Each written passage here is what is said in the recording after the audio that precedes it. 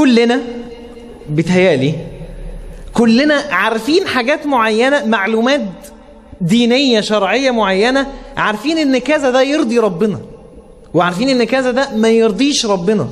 وقعدنا في المجلس ده اتكلمنا كتير للي بيحضر، واللي ما كانش بيحضر قبل كده وجاي اول مرة اكيد سمع في حتة تانية حاجة وبقى فيه عنده حاجة واضحة قدامه. ايوه ربنا يرضيه كذا، صح؟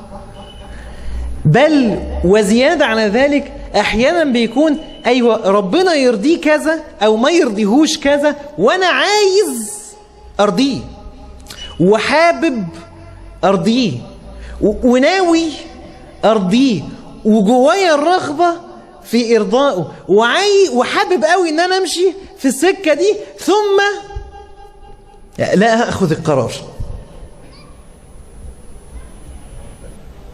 يعني كلنا بلا استثناء لو قعدنا نفصل شوية هنقول ايه؟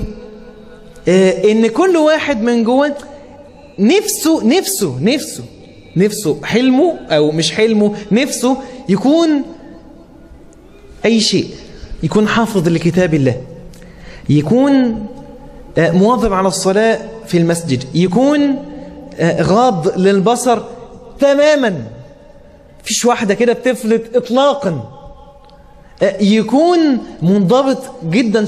كل واحد فينا نفسه ان ربنا يكون بيحبه زي ما هو بيحب ربنا، صح؟ لان احنا كنا بنقول دايما ليست القضية ان تحبه، انما القضية ان يحبك. فهي القضية مش انت تحبه، ما هو كل الناس هتحب ربنا سبحانه وتعالى. الانسان مجبول على حب من احسن اليه.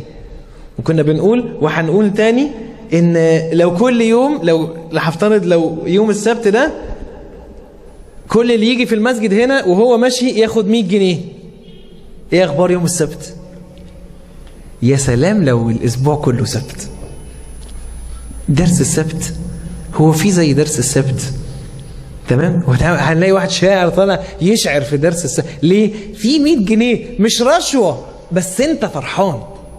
الإنسان مجبول على حب من أحسن إليه. هي كده، هي كده غصب عنك. فكل الناس اتولد لقى نفسه عنده نعم كثير جدا، بابا وماما وجد وتيتا وبيت وبالمناسبة وحتى لو نزلنا كده، لو ما فيش بابا او ما فيش ماما او ما فيش، في حاجات كتير. يعني الدنيا مليانة نعم، ان انت بتتنفس، ان انت عندك صحة، ان فيخليك انت بتحب ربنا. ولكن كل الناس بتحب ربنا طبيعي، يعني اللي هو الحب العادي مش الحب العبادي. اما الحب العبادي ده امر اخر، لو الحب الباعث على الطاعة. ولكن الحب العادي اللي هو الجبلة.